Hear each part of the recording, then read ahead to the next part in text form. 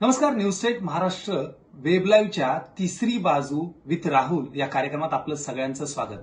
खरं तर राज्यात मोठ्या राजकीय घडामोडींना पुन्हा एकदा सुरुवात झाली आहे.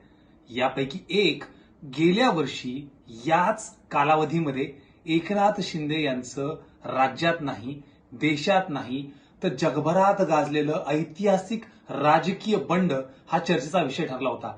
वर्षभर सलग चर्चा चालली, वर्षभर शिंदे फडणवीस सरकारने कारभार देखील केला.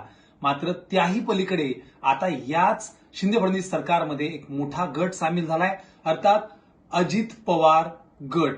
राष्ट्रवादीचा एक मोठा गट ज्याच्यामध्ये 29 आमदार असल्याचा दावा केला जातोय. मात्र या सगळ्यामध्ये अजूनही स्पष्टपणे कुठलीही स्पष्टता आलेली नाही. शरद पवार यांनी अजूनही पूर्णपणे या बंडास पाठिंबा दिला नाही. ज्या पद्धतीने शरद पवार बोलतायत त्या पद्धतीनं अजूनही काही वेगळ्या गोष्टी यामध्ये घडू शकतात.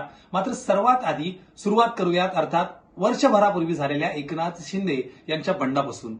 50 आमदार महाराष्ट्राच्या राजकारणात फोडण्याचा इतिहास करत एकनाथ शिंदे यांनी स्वतःच्या ताब्यात राज्याचं मुख्यमंत्रीपद घेतलं.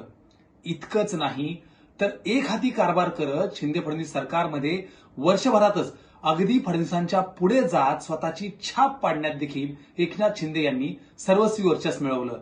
मात्र अचानक असं काय झालं की अजित पवार यांचा शपथविधी एकनाथ शिंदे यांना देखील अगदी ऐनवेळी कळवण्यात आला.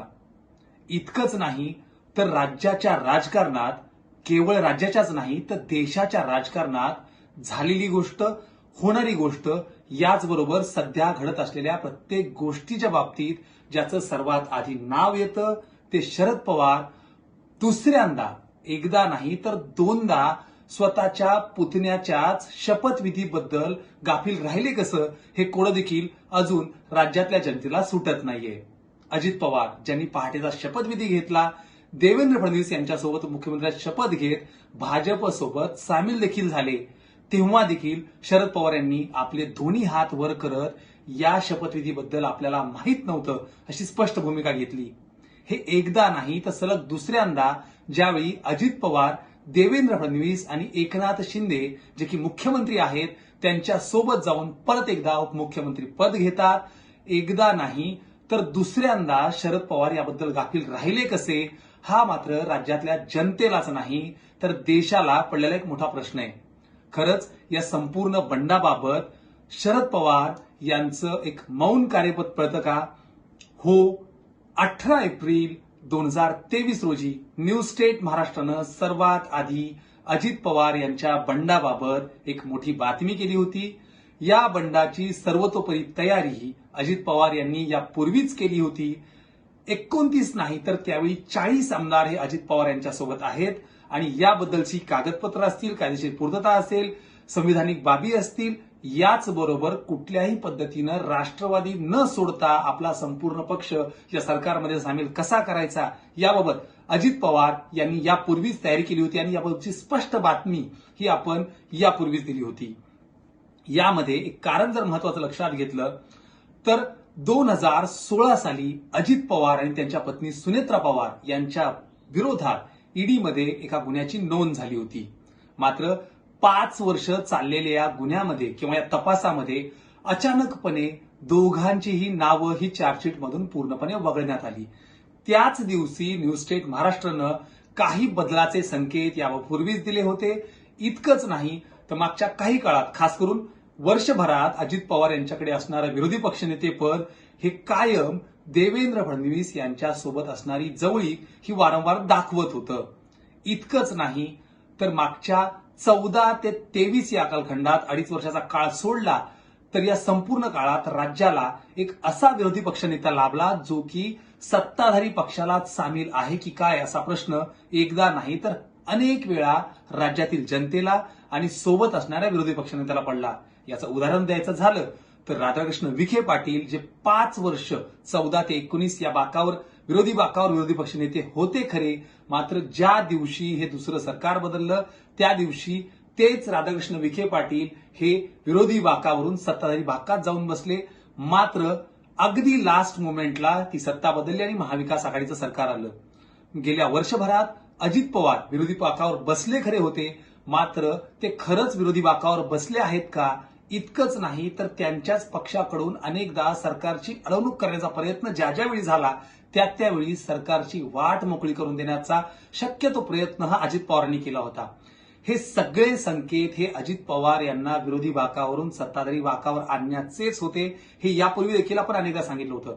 मात्र आत्ता नेमका हा प्रवेश का झाला तर तोच मुद्दा, अर्थात एकनाथ शिंदे यांचं भाजप सोबत येणं हे भाजपच्या खरंच फायद्याचं ठरतंय का, यावर आता भाजप साशंक झाला होता.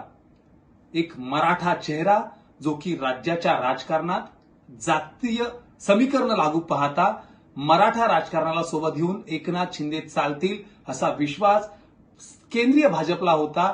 राज्यातल्या भाजपनं देखील त्याला दुजोरा दिला होता.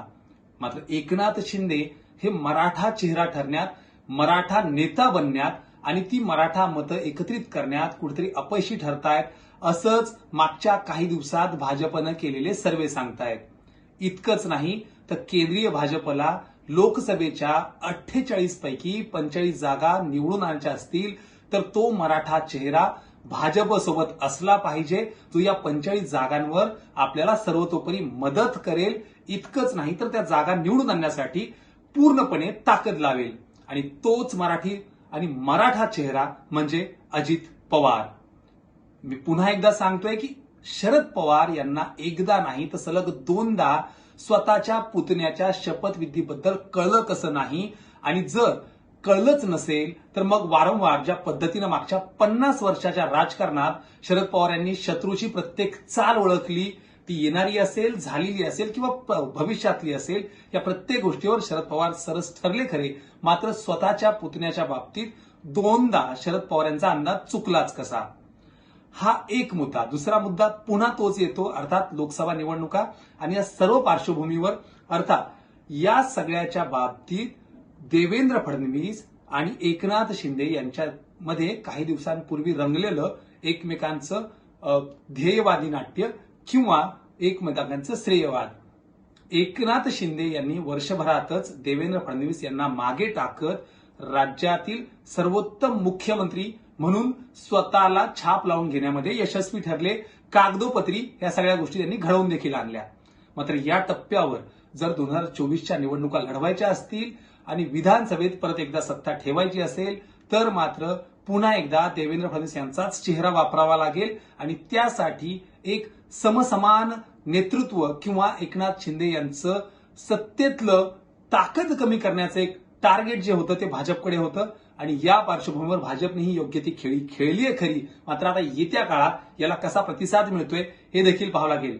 तुर्तास ज्या पद्धतीनं अजित पवार यांनी काही दिवसांपासून पक्षात वेगळी भूमिका मागितली, वारंवार भाजपला किंवा केंद्रीय भाजप नेतृत्वाला साजेशी किंवा सकारात्मक अशी भूमिका घेतली, इतकंच नाही तर स्वतःच्या मुलाच्या बाबतीत पुणे लोकसभा मतदारसंघात देखील वारंवार ताकद लावण्याचा प्रयत्न देखील केला.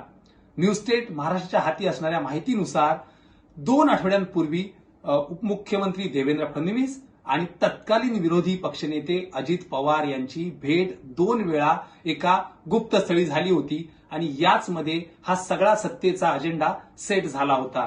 मात्र या सगळ्यांमधून एकनाथ शिंदे यांना पुरेपूर गाफील ठेवण्यात आलं. इतकंच नाही तर शपथविधीच्या अगदी काही तास आधी त्यांना याबद्दल जी माहिती आहे ती देण्यात आली. आपण सर्वांनी जर शपथविधी पाहिला असेल एकनाथ शिंदे यांची सर्वतोपरी बॉडी लँग्वेज ही सांगते की त्यांना हा मोठा धक्का होता. येत्या काळात हा संघर्ष इथेच संपलेला नाही, कारण शरद पवार अजून देखील पुन्हा एकदा पक्ष बांधणीला लागले आहेत अशा सूचना वारंवार करतायत. मात्र हे सगळं करत असताना दिलीप वळसे पाटील असतील, छगन भुजबळ असतील, अनिल पाटील असतील, ही सगळी नेते मंडळी ज्या पद्धतीनं अजित पवार यांच्या सोबत गेली, फक्त सोबत गेलीच नाही तर त्यांनी शपथ देखील घेतली. यावरून शरद पवार यांचा यावेळेसचा प्रयत्न कितपत यशस्वी ठरतोय हे देखील पाहावं लागेल. आपल्या सर्वांना माहितीये दिलीप वळसे पाटील हे शरद पवार यांच्या अतिशय जवळचे मानले जातात. छगन भुजबळ जे की खूप जुने आणि राष्ट्रवादीचे अगदी जुने मेंबर आहेत, त्यांनी देखील अशा पद्धतीनं भूमिका घेणं याचाच अर्थ राष्ट्रवादीमध्ये आता सगळं काही आलबेल नाहीये. इतकंच नाही तर या संपूर्ण प्रक्रियेमध्ये शरद पवार यांना बाजूला ठेवत केंद्रानं अमित शहापासून ते देवेंद्र फडणवीसपर्यंत प्रफुल्ल पटेल यांच्याशीच संपर्क ठेवला, सुनील तटकरे यांच्याशीच संपर्क ठेवला आणि थेटपणे अजित पवार यांना केंद्रस्थानी मानत हा संपूर्ण बंडाचा इशान उभा केलाय. आता पुन्हा एकदा एवढंच पाहायचंय की शरद पवार एकनाथ शिंदेप्रमाणेच हा संपूर्ण वाद कोर्ट आणि निवडणूक आयोगात घेऊन जातात, की आपण न घेतलेली भूमिका ही आपली खाजगी किंवा अंतर्गत भूमिका होती हे मान्य करत अजित पवार यांच्या हाती हा पक्ष संपूर्णपणे बहाल करतात. हा प्रश्न काही दिवसातच स्पष्ट होईल. तुर्तास तिसरी बाजूमध्ये इथंच थांबूया. मात्र अजून अनेक राजकीय भूकंप राज्याच्या राजकारणात बाकी आहेत एवढं मात्र नक्की. धन्यवाद.